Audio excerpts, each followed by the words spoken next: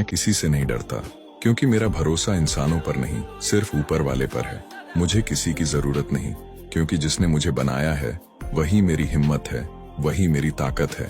दुनिया डर दिखाती है, लोग आंखें दिखाते हैं, नाम, पैसा और ताकत का घमंड करते हैं, लेकिन मैं झुकता नहीं, क्योंकि मैंने सीखा है सिर्फ एक के आगे झुकाना। मैं इंसानों से नहीं डरता, मैं हालात से नहीं डरता, मैं सिर्फ उस रब से डरता हूँ जिसके हाथ में मेरी सांसें हैं। जब ऊपर वाला साथ होता है तो अकेलापन भी ताकत बन जाता है, और जब भरोसा सच्चा हो तो रास्ते खुद बन जाते हैं। मेरा यकीन शोर नहीं करता, मेरा भरोसा खामोशी से सब कुछ बदल देता है। याद रखना, जो खुदा पर छोड़ देता है उसे फिर किसी सहारे की जरूरत नहीं रहती। मैं मजबूत हूँ क्योंकि मेरा रब मेरे साथ है।